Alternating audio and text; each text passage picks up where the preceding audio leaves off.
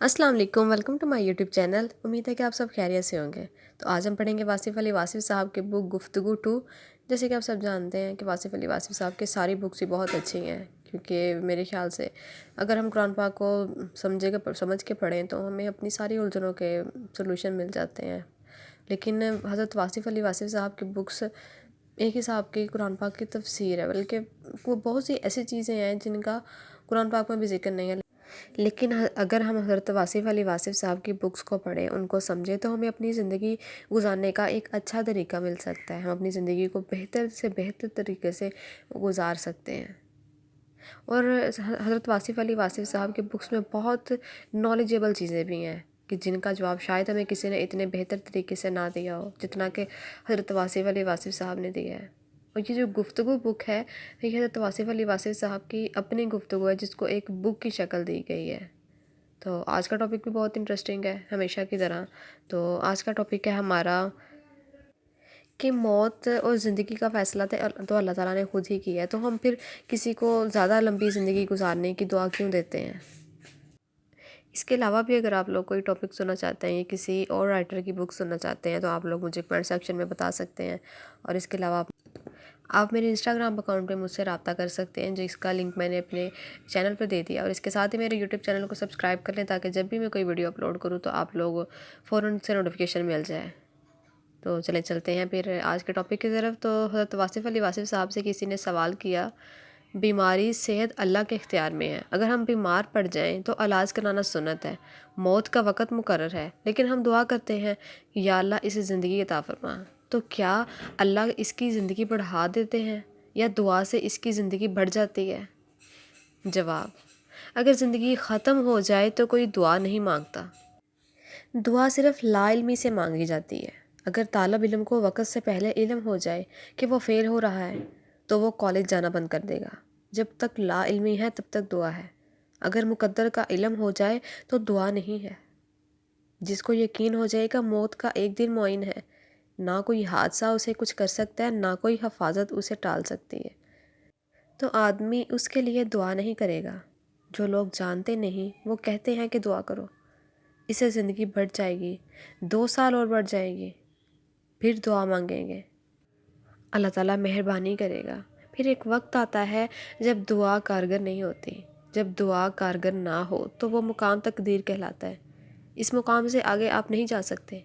कोई दुआ आपको इससे आगे नहीं ले जा सकती। इसे कहते हैं फाइनल डे।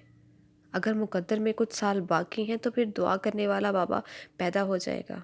अब बाबा देख लेता है कि इसकी ज़िंदगी के 2 साल बाकी हैं, तो वो दुआ मांगता है। इस तरह वो दुआ मांगते हैं और बीमार ठीक हो जाता है। जिस आदमी को ये यकीन हो जाए कि मौत का दिन मुकर्रर हो गया है, जिसको ये यकीन हो जाए कि मेरा रिज़्क अल्लाह की तरफ से मुकर्रर है और इज़्ज़त ज़िल्लत भी अल्लाह की तरफ से है, तो फिर दुआ का क्या मुकाम रह जाता है? फिर भी दुआ का मुकाम है। दुआ मांगते चले जाओ। दुआ एक ऐसा अमल है जो आपको बारगाहे इलाही में ले जाता है। दुआ वहाँ जाने का एक ज़रिया है। सजदा अल्लाह ताला के तक़र्रुब का आखिरी और वाहिद गुर है। अल्लाह ताला ने खुद फरमाया है कि सजदा करो और मेरे करीब हो जाओ। आप अल्लाह ताला से दुआ करते रहो और जो चीज़ें मांगने वाली नहीं हैं वो भी मांगते रहो, तो दुआ नामंजूर भी हो सकती है। मांगना आपका काम है, आगे से जवाब देना अल्लाह का काम है। इतनी गुफ्तगू जो है आपके लिए बड़ा इनाम है। आप बस मांगते चले जाओ। हम इंसान हैं, मांगते ही रहेंगे। अल्लाह कुछ दे तो हम ले लेंगे और ना कुछ दे तो इसका मुतबादल मांग लेंगे। दुआ की फजीलत पर अल्लाह ताला का अरशाद है, अदऊनी अस्तजीबु लबिकुम व इज़ा सालक इबादी अन्नी फ़ानी करीबी अहबीबी दावत दाआ इज़ा दान। और हजूर पाक सल्लल्लाहु अलैहि वसल्लम का इरशाद है कि जो दुआ कबूल हो जाए इसका शुक्र अदा करो, और जो कबूल ना हो इस पर गौर करो।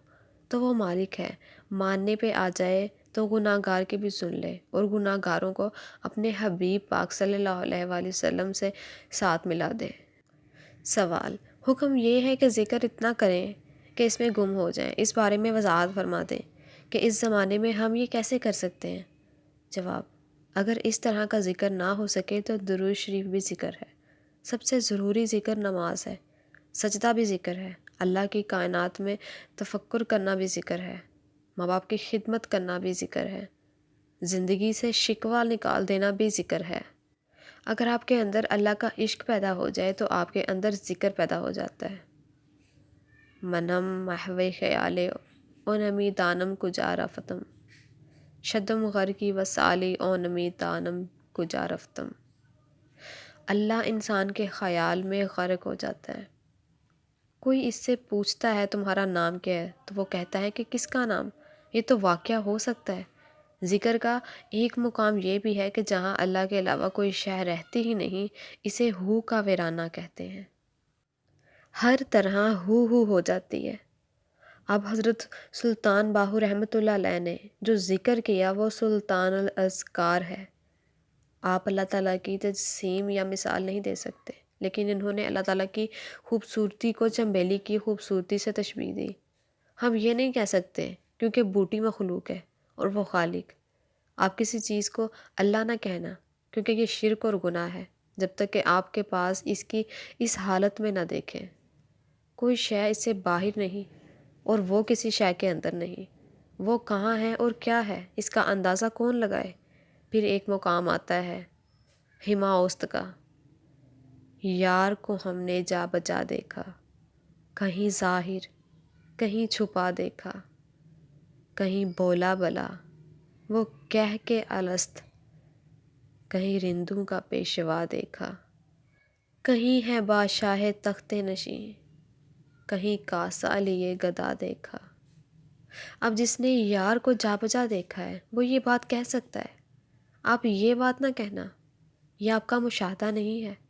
اگر مشاہدہ ہو جائے تو ایک وقت ایسا آ جائے گا کہ سارے چہرے ایک ہی چہرہ بن جائیں گے۔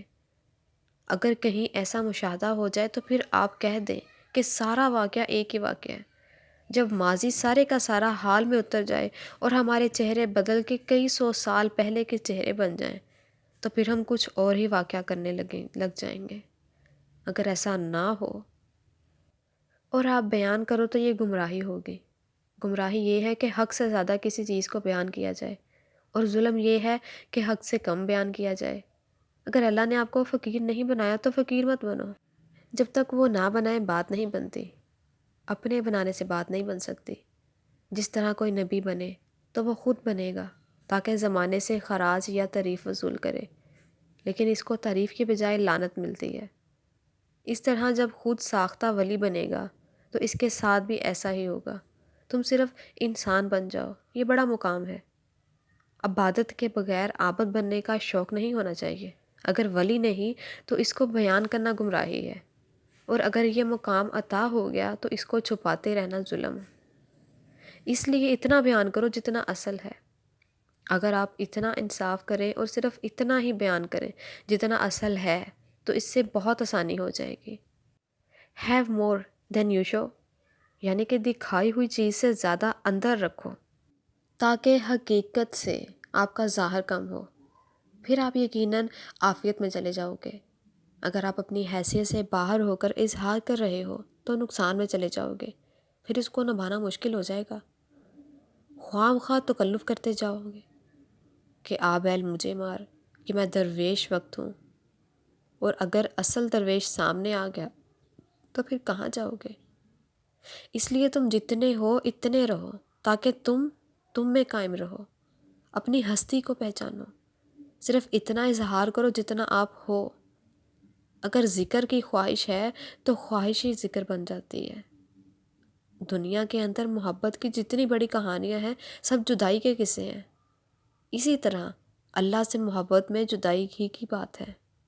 وصال حق تو ہے ہی نہیں، نہ دیدار کا مقام ہے، نہ رویت عینی کا مقام ہے، صرف مطلب کا مقام ہے اور دوری کا مقام ہے۔ لیکن دوری اور قربت اللہ کے سامنے ہے ہی نہیں، نہ اس کے کوئی قریب ہے نہ کوئی بعید۔ اس کے سامنے فاصلہ کیا ہے؟ سمندر سے 2-4 دریا نکل جائیں تو اسے کیا فرق پڑے گا؟ اور 4 دریا اس میں داخل ہو جائیں تو بھی کیا فرق پڑے گا؟ اللہ کریم کے حوالے سے اپنے آپ کو پہچاننا آسان بھی ہے اور مشکل بھی۔ بلاوٹ چھوڑ دو تو آسان ہے، تکلف چھوڑ دو تو آسان ہے، اور اگر تکلف ہے تو ساری عمر پریشانی ہی پریشانی رہے گی۔ اللہ والا بننے کی خواہش نکال دو اور اللہ والا بننے کا عمل کرو، اپنے آپ کو اللہ کے آگے پیش کر دو۔ اب جس راہ سے وہ گزر رہے ہیں وہی راہ آپ کے لیے حق کی راہ ہے۔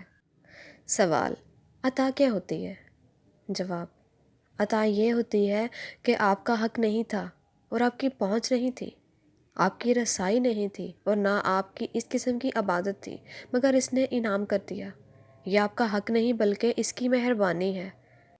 عطا کی خوبی یہ ہے کہ یہ آپ کی طلب میں ہی نہیں ہوتی، اتنی طلب ہی نہیں ہوتی جتنا وہ دے دیتا ہے۔ عطا کو عطا کرنے والے کی اجازت کے مطابق استعمال کرنے سے عطا قائم ہو جاتی ہے۔ عطا امانت ہے، اس کو اجازت کے ساتھ استعمال کرو، اس میں ملاوٹ نہ کرو۔ اللہ نے اگر کسی کو فقیر نہیں بنایا اور اپنے آپ کو فقیر مشہور کر دے تو اس کی عبرت کا اللہ کو پتہ ہے۔ یعنی کہ اللہ نے جس کام کے لیے آپ کو نہیں بنایا اور آپ اس کام کا اظہار کرو تو یہ اللہ پر بہتان ہے۔ اللہ کے ہاں اس بات پر بڑی گرفت ہے۔ اگر کسی نے جھوٹا خواب بیان کر دیا تو اس پر اللہ کا عذاب آئے گا۔ ایسا خواب جو دیکھا نہیں اور بیان کر دیا یہ بہتان ہے، آپ پر عرفان بند ہو جائے گا۔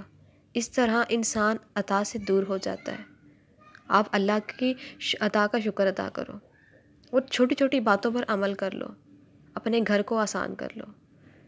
جس شخص کا گھر آسان ہو گیا اس کا وجود آسان ہو گیا اور زندگی آسان ہو گئی۔ آخرت میں عطا کیا ہوگی؟ جب اللہ آپ کو اپنے دیدار کے قریب لائے۔ زندگی میں عطا کیا ہوگی؟ جب آپ کے گھر میں آسانی ہو اور آپ کا ساتھی آپ کے ساتھ آسانی کرے، آپ کے ساتھی کا عمل اتنا خوبصورت ہو کہ آپ کے اعتماد کو تکلیف نہ ہو۔ آپ کا ساتھی ہر وقت آپ کے ساتھ نہیں رہتا، کبھی آپ کو باہر جانا پڑتا ہے اور کبھی ادھر ادھر۔ ساتھی کا بیہیویئر اور ساتھی کا خیال ایسا عمل بنتا ہے کہ آپ میں اعتماد کی فضا پیدا کر جاتا ہے، اور یہ بھی اللہ کی عطا ہے کہ آپ دوستوں پر اعتماد میں مرو۔ اللہ تعالیٰ آپ کو اعتماد والے ساتھی عطا کرے۔ اعتماد دو گے تو اعتماد ملے گا۔ اللہ تعالیٰ آپ کو سلامت رکھے۔ چھوٹی سی زندگی ہے، اللہ تعالیٰ آپ کو کامیابیاں دے۔ آمین۔ وما علینا الا البلاغ المبین۔ امید ہے کہ آپ لوگوں کو یہ ویڈیو پسند آئی ہوگی۔ مزید ٹاپکس کو سننے کے لیے میرے یوٹیوب چینل کو سبسکرائب کریں، اور یہ آپ لوگوں کی طرف سے ہمارے لیے ایک حوصلہ افزائی بھی ہوتی ہے۔ پھر ہمارے دل میں شوق پیدا ہوتا ہے کہ ہم آپ کے لیے اچھی سے اچھی نالجیبل اور آپ لوگوں کے مسئلے مسائلات کو حل کرنے والی ویڈیوز آپ لوگوں کے ساتھ شیئر کریں۔ اپنا بہت زیادہ خیال رکھیے گا، دعا میں یاد رکھیے گا۔ اللہ حافظ۔